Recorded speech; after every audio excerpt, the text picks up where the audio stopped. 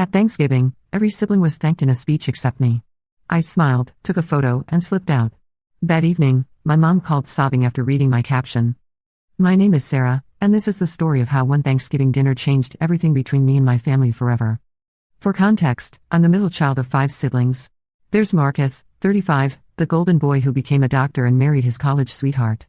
Then there's me, 32, followed by twins Jessica and Jennifer, 29, who are both successful lawyers, and finally baby brother David, 26, who just got promoted to senior marketing manager at a Fortune 500 company. Growing up, I was always the odd one out. While my siblings excelled in traditional ways, academics, sports, leadership roles, I was the creative one.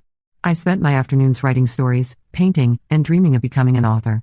My parents weren't exactly discouraging, but they weren't encouraging either. They'd smile politely when I shared my latest short story or showed them a painting, then immediately pivot to discussing Marcus's latest medical achievement or the twins' debate team victories. After college, while my siblings climbed corporate ladders and earned impressive salaries, I struggled as a freelance writer.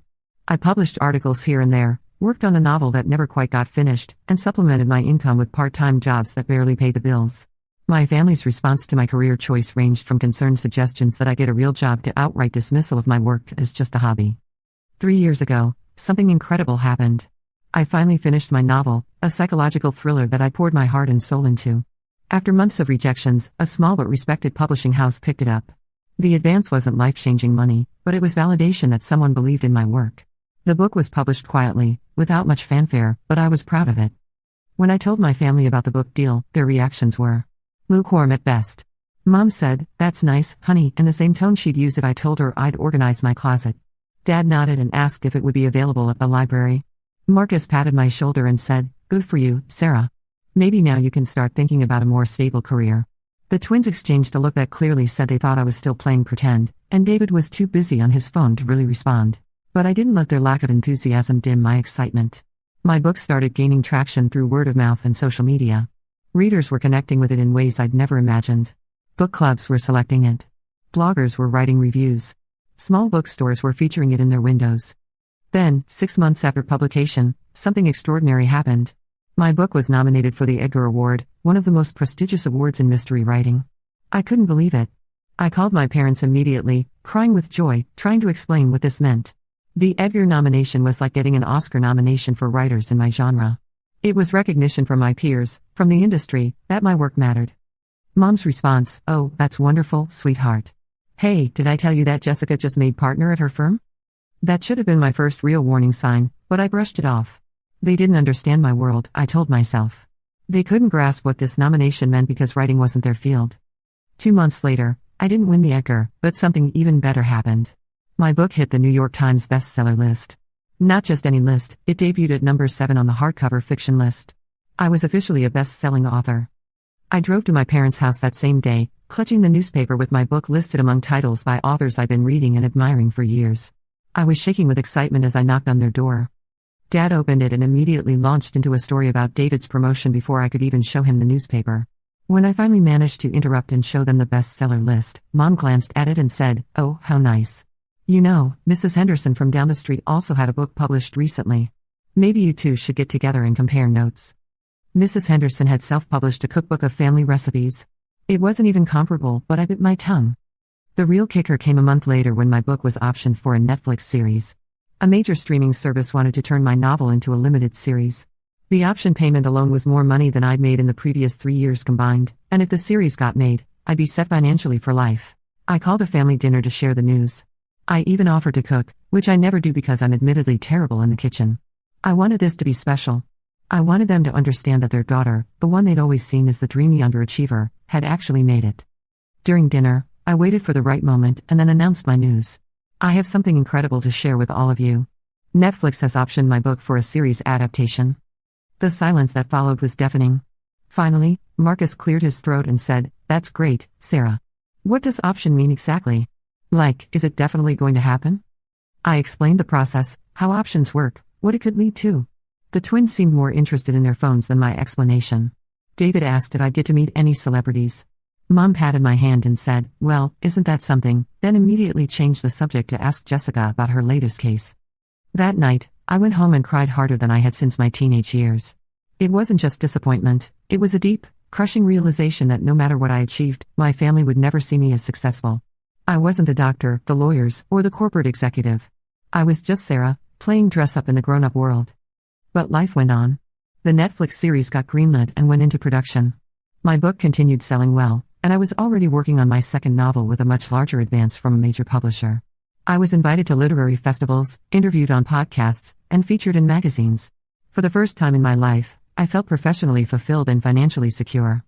Yet every family gathering was the same. My achievements were footnotes, brief acknowledgments before the conversation moved on to my siblings' accomplishments. Marcus had been promoted to chief of surgery. The twins were handling high-profile cases. David had been headhunted by an even bigger company. These updates were shared with pride, discussed in detail, celebrated with genuine enthusiasm. Meanwhile, my Netflix series premiered to critical acclaim and strong viewership numbers. It was trending on social media, featured in entertainment news, and spawned countless fan theories and discussions online. I was getting fan mail from viewers around the world who connected deeply with my story and characters. Did my family watch it? Mom mentioned she tried to but got confused by all the twists. Dad said he'd recorded it but hadn't found time to watch yet. My siblings had various excuses, too busy with work, not really into thrillers, planning to binge it later when they had time. This brings us to Thanksgiving. Every year, our family gathers at Mom and Dad's house. It's a tradition that started when we were kids, and we've maintained it even as we've all become adults with our own lives. This year felt different for me, though. I was coming off the high of my series being renewed for a second season and having just signed a 3-book deal that would set me up for the next decade. I arrived at my parents' house early to help with preparations, as I always do. Mom was bustling around the kitchen, and I offered to help with the cooking. She handed me the simplest task, arranging store-bought dinner rolls in a basket, while she handled everything else. I didn't mind. Cooking has never been my strength. As the day progressed and my siblings arrived with their families, the familiar dynamics fell into place. Marcus regaled everyone with stories from the hospital. The twins discussed their latest legal victories. David showed off photos from his recent business trip to Tokyo. I listened, smiled, and contributed when I could, but mostly I observed. It wasn't until we all sat down for dinner that Dad announced he wanted to make a speech. This wasn't unusual. Dad loves his Thanksgiving speeches about gratitude and family. But this year, he said he wanted to do something special and acknowledge each of his children individually. My heart actually lifted a little. Maybe this would be different. Maybe he'd finally acknowledge what I'd accomplished. Dad started with Marcus. He spoke glowingly about his eldest son's dedication to saving lives, his leadership at the hospital, what an incredible father and husband he'd become. Marcus beamed, and everyone applauded. Then he moved on to the twins, praising Jessica for her work defending the underprivileged and Jennifer for her success in corporate law. He talked about how proud he was to have raised daughters who were changing the world through justice and advocacy. More applause. When he got to David, Dad's voice grew warm as he discussed his youngest son's business acumen, his rapid rise in the corporate world, and how his marketing innovations were influencing industry standards. David grinned and raised his wine glass in acknowledgement. Then Dad paused, looked around the table, and said, "I'm so grateful for all of my successful children and the pride they bring to our family name." That was it. The speech was over. He sat down to enthusiastic applause and began carving the turkey. I sat there, fork halfway to my mouth, waiting for him to continue. Surely he just paused for dramatic effect. Surely my acknowledgement was coming next. But no. The conversation moved on to complimenting Mom on the meal and discussing plans for Christmas. I felt like I'd been slapped. Not just forgotten, actively excluded from the list of children he was proud of. I wasn't successful. I didn't bring pride to the family name. I was invisible. For a moment, I considered speaking up. I thought about interrupting the pleasant dinner conversation to ask, "What about me, Dad? What about your daughter who wrote a best-selling novel and got a Netflix deal?" But I could already picture their uncomfortable faces, the awkward silence, the way they'd make me feel like I was being dramatic or attention-seeking. Instead, I did what I always do. I smiled. I nodded along with the conversation. I complimented Mom on the stuffing and asked David about his upcoming projects. I played my role as the agreeable middle child who doesn't make waves. But inside, something had shifted. A door that had been slowly closing over years of dismissals and oversights finally slammed shut. As the evening wound down, I helped clear the table and wash dishes. I hugged everyone goodbye, promised to see them soon, and wished them safe travels home. I was the picture of a loving daughter and sister. Just before leaving, I asked if we could take a family photo. For my Christmas cards, I said with a bright smile. Everyone gathered around the dining room table, still decorated with Mom's autumn centerpiece and the remnants of our Thanksgiving feast. I set up my phone camera on a timer and rushed to join the group. The photo turned out perfectly. We all looked happy, grateful, like the ideal American family celebrating the holidays together. Dad's arm was around Mom's shoulders. Marcus stood proudly with his wife and kids. The twins flanked David, all of them grinning. And there I was, right in the middle, smiling as if I belonged. I posted a photo to Instagram that night with a caption I'd been mentally composing during the entire drive home. Thanksgiving 2024 with my family. So grateful for everyone in this photo. Today my dad gave a beautiful speech thanking God for all his successful children who bring pride to the family name, his doctor's son who saves lives, his lawyer daughters who fight for justice, and his marketing executive son who's changing the business world. What a blessing to be surrounded by such accomplished people. Some of us may not be acknowledged, but we're thankful just to be here. #family, #Thanksgiving, #grateful, #blessed, #invisible child, #best-selling author, #Netflix, #grateful anyway. I included hashtags that told a real story, #invisible child, #best-selling author, #Netflix, #grateful anyway. Anyone who clicked on my profile would see my bio, neat best-selling author, Netflix series creator, currently invisible at family dinners. Then I went to bed, exhausted by the emotional whiplash of the day. I woke up the next morning to my phone buzzing constantly. The post had exploded overnight. It had thousands of likes, hundreds of comments, and dozens of shares. People were tagging friends, sharing their own stories of family dismissal, and expressing outrage on my behalf. The comments ranged from supportive, "You are incredibly accomplished and deserve recognition," to angry, "Your family should be ashamed," to sharing personal experiences, "This happened to me too, I feel your pain." Several verified accounts from other authors and entertainment industry professionals had liked and commented, drawing even more attention to the post. But the most telling responses came from people who knew my family personally. Former classmates, family friends, neighbors, they were all expressing shock and disappointment at how my achievements had been overlooked. Many mentioned they'd had no idea I was related to the author of the book they'd loved or the series they'd been binge-watching.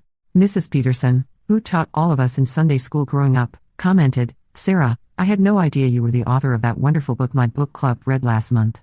Your parents must be so proud. I can't believe they never mentioned it." My high school English teacher wrote, "Sarah, I always knew you had incredible talent. I've recommended your book to countless students and colleagues. You should be so proud of what you've accomplished." Even some of my siblings' friends and colleagues were commenting. A nurse from Marcus's hospital wrote, "Wait, Marcus's sister is S.M. Richardson?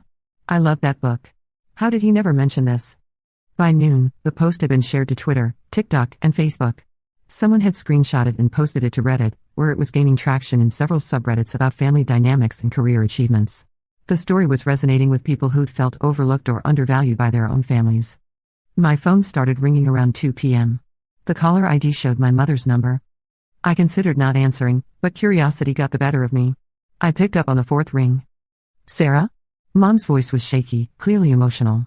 "Sarah, honey, I just saw your Instagram post." "Oh, hi Mom.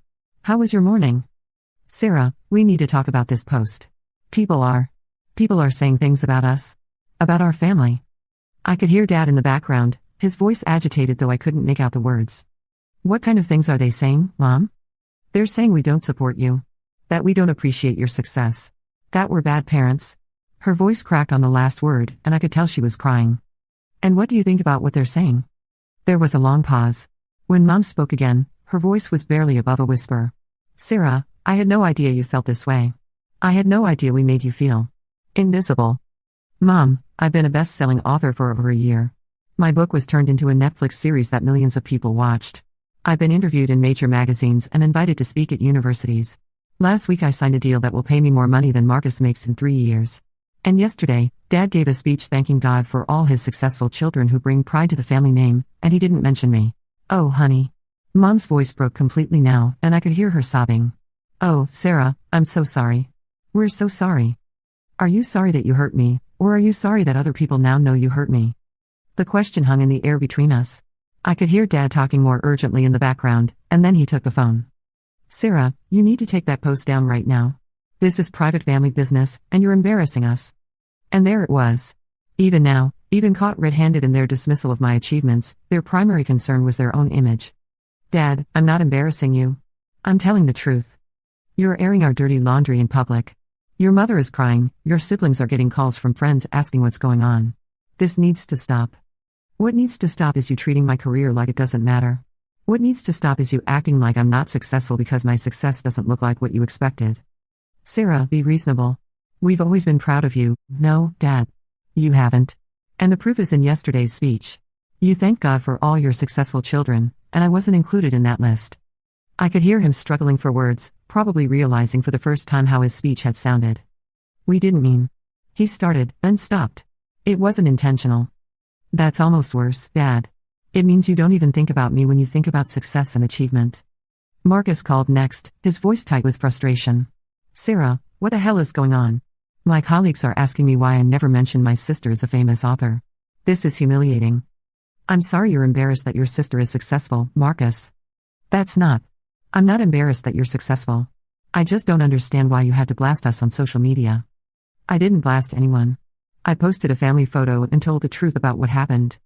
You made us look like assholes. I didn't make you look like anything. I just documented what actually happened. The twins called together, their lawyer training evident in their approach. They tried to negotiate, suggesting I modify the post to be less inflammatory while still expressing my feelings. When I refused, they shifted to veiled threats about defamation and family loyalty. David, surprisingly, was the most direct. Look, Sarah, I get that you're pissed. But this isn't the way to handle it. We're family. We should be able to work this out privately. We are family, David.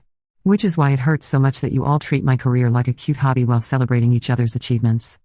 I don't think we do that. David, can you tell me the name of my book? Silence. Can you tell me what network my series is on? More silence. When did my book become a bestseller? Sarah. These are basic facts about my career, David. If I asked you about Marcus's position at the hospital or the twins' law firms or your company, you'd know all the details. But you don't know anything about what I do because none of you pay attention. By evening, my post had been picked up by several online publications. A blogger who wrote about family dynamics had written an entire article about my experience, using it as a jumping-off point to discuss how creative careers are often undervalued by families. A podcast about sibling relationships had reached out asking if I'd be a guest. The story was spreading beyond my personal social media bubble and becoming part of a larger conversation about how families define success and value achievement. My phone kept ringing, reporters, bloggers, even a producer from a morning show asking if I'd be interested in discussing the viral post on television. I declined most interviews, but the attention was validating in a way I hadn't expected. What I hadn't anticipated was how the viral post would affect my professional life.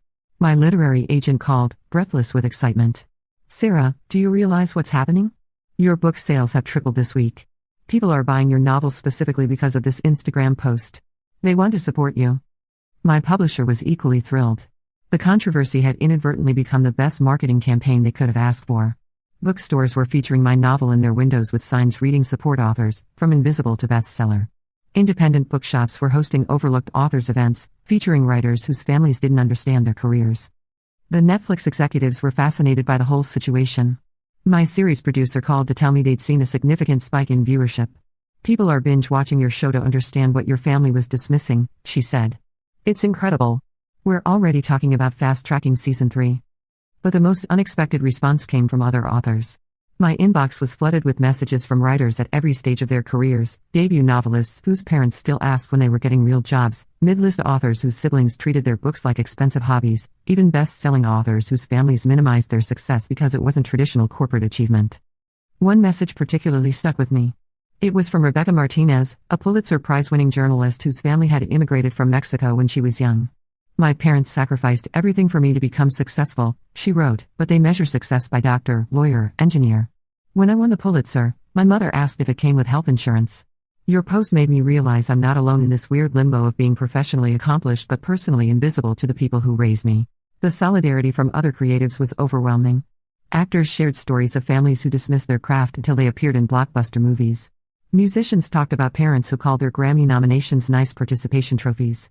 Visual artists described relatives who asked when they were going to stop playing with paints and get serious about life.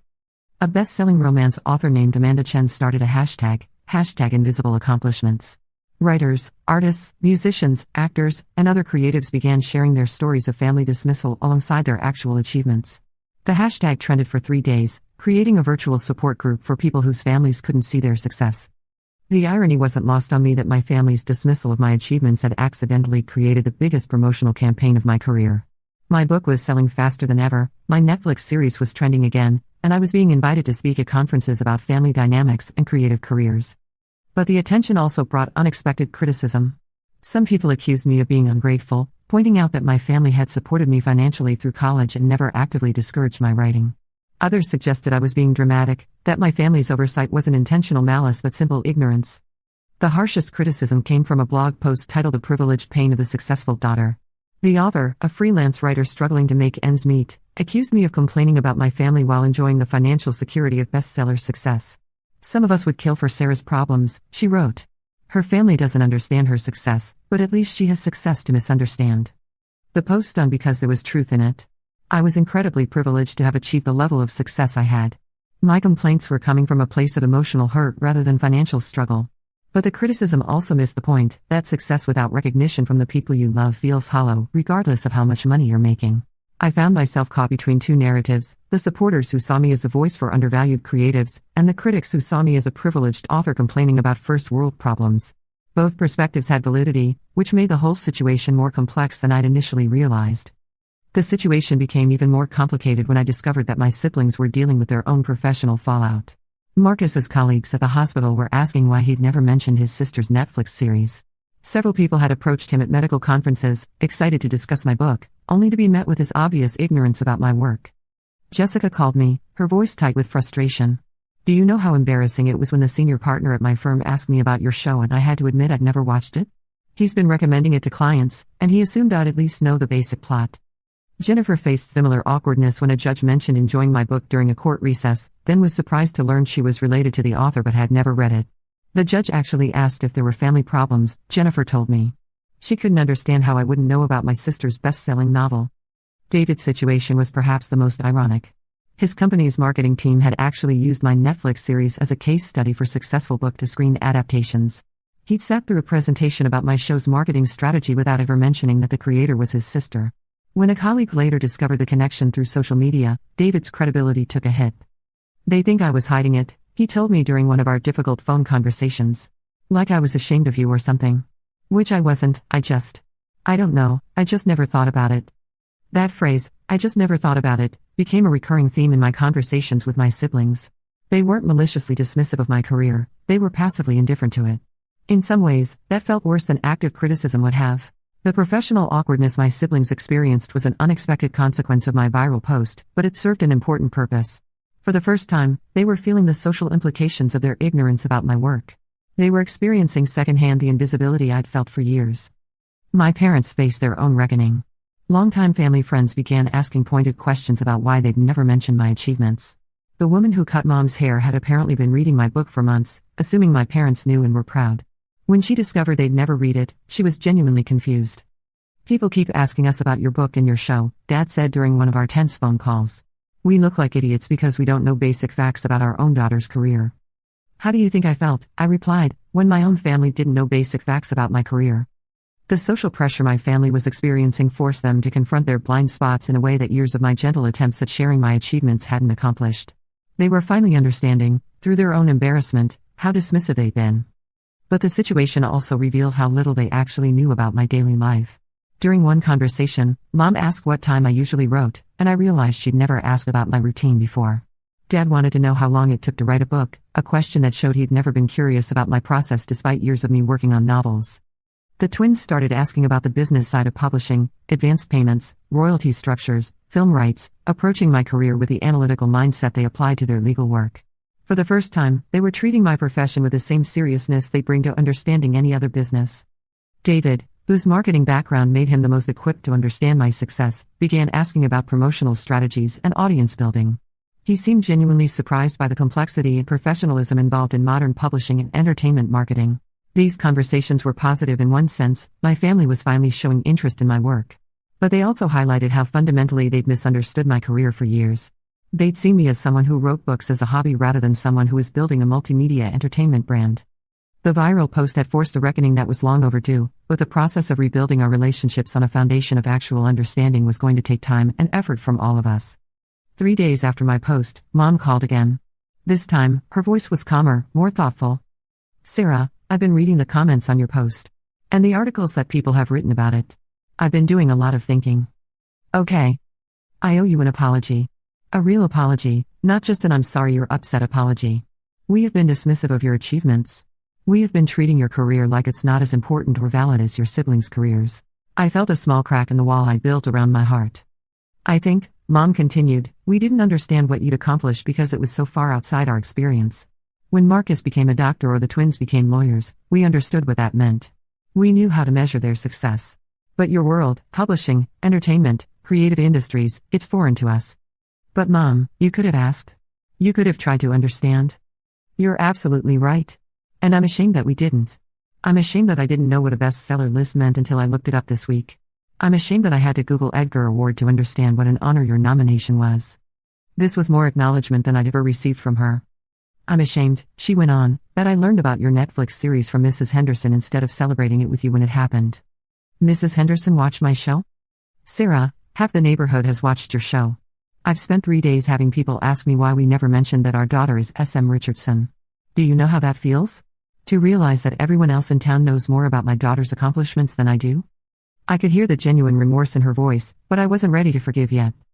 How do you think it felt for me to realize that my own family knows less about my accomplishments than strangers on the internet? Oh, honey. I can't imagine. I just can't imagine how much we hurt you.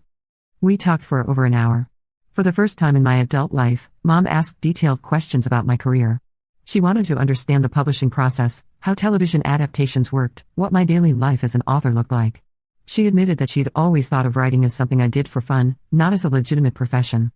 When you were younger, she said, you were always in your room writing stories or painting pictures. It seemed like playing to us. We didn't realize you were developing professional skills, while Marcus was studying to become a doctor and the twins were building debate skills for law school? Yes, and I see now how unfair that was. We saw their activities as career preparation and yours as hobbies. We were wrong. Dad was slower to come around. When he finally called, his apology was stiffer, more formal. He acknowledged that his Thanksgiving speech had been hurtful, but I could tell he still didn't fully understand why. Sarah, I want you to know that I am proud of you. I've always been proud of you. But you don't think I'm successful? I guess I had a narrow definition of success. Doctor, lawyer, business executive, those were the careers I understood and respected. And now? Now I'm learning that success comes in many forms. Your mother has been educating me about your achievements. I had no idea that being on the bestseller list was such a big deal. I had no idea how much money you were making or how many people were reading your work. It wasn't perfect, but it was progress. My siblings were slower to apologize, and their apologies were more grudging. Marcus called it a misunderstanding and said he'd always supported my writing. The twins maintained that they'd always been proud of me, but admitted they could have been more vocal about it. David was the most honest, acknowledging that he'd never really paid attention to my career because it wasn't something he understood or related to. But the real change came at Christmas.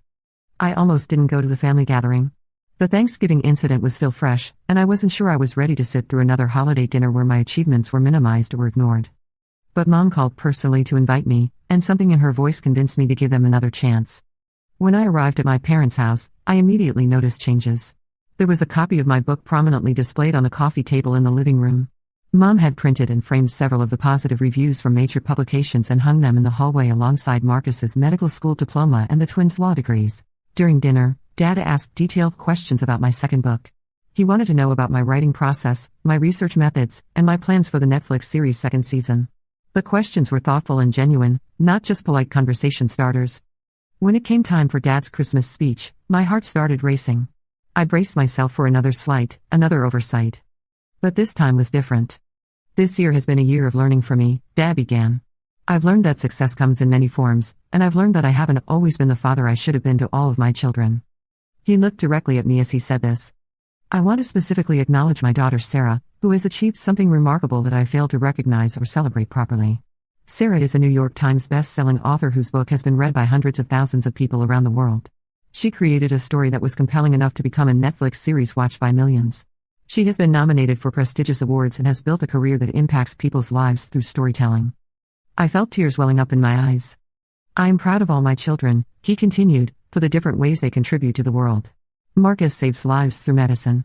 Jessica and Jennifer fight for justice through law. David creates innovative marketing strategies that help businesses thrive. And Sarah creates stories that entertain, inspire, and touch people's hearts. The applause that followed felt different from the polite clapping at Thanksgiving. It felt genuine, enthusiastic, and long overdue. After dinner, something unprecedented happened. My siblings started asking real questions about my work. Marcus wanted to know if I'd ever consider writing medical thrillers. The twins were curious about the legal aspects of publishing contracts and television deals. David asked for advice on storytelling techniques for his marketing presentations. For the first time in my adult life, I felt like my expertise was valued and respected by my family. The Instagram post that had caused such an uproar was still up, and it continued to generate comments and shares months later. It had become a touchstone for people who felt undervalued or invisible in their own families. I received messages from teachers whose families didn't understand their passion for education, artists whose parents wanted them to get real jobs, and entrepreneurs whose relatives dismissed their business ventures as risky pipe dreams. My story had resonated because it wasn't really about me, it was about the universal need for recognition and validation from the people we love most. It was about how families sometimes fail to see their members clearly because they're looking through the lens of their own expectations and experiences. The aftermath of my viral post taught me several important lessons. First, that speaking up for yourself isn't selfish or dramatic, it's necessary. I had spent years accepting my family's dismissal of my achievements, telling myself that their opinion didn't matter, that I didn't need their validation. But the truth was, it did matter, and I didn't need it.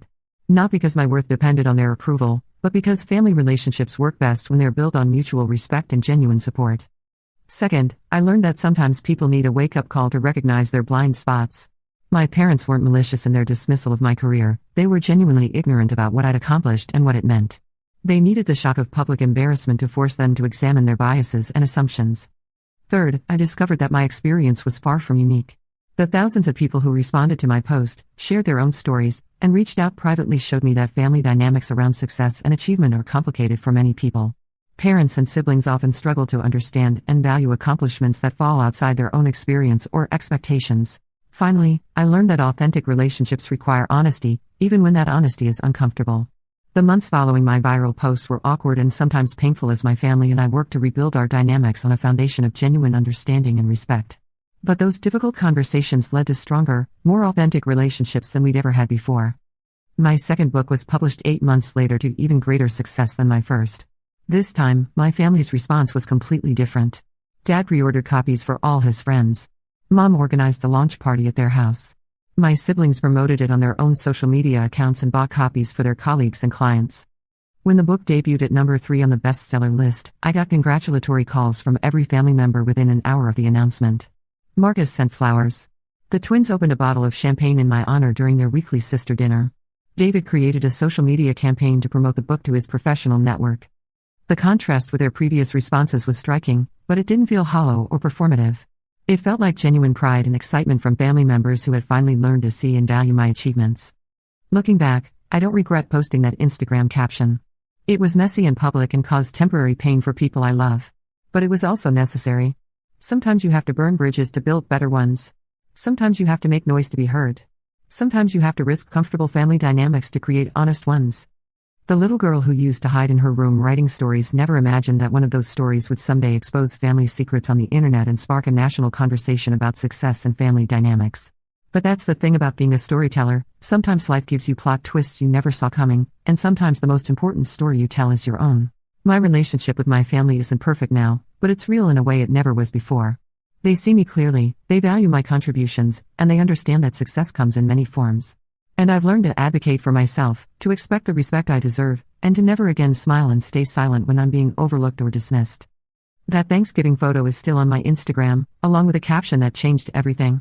I keep it there not as a reminder of the hurt, but as a testament to the power of speaking your truth, even when your voice shakes, even when it causes disruption, even when it forces everyone, including yourself, to confront uncomfortable realities. Sometimes the best revenge isn't elaborate plotting or calculated payback. Sometimes it's simply refusing to be invisible anymore, telling your story in your own words, and letting the truth speak for itself. Sometimes the most powerful thing you can do is smile, take a photo, and tell the world exactly what happened. And sometimes, if you're very lucky, the people who hurt you will listen, learn, and love you better than they ever have before.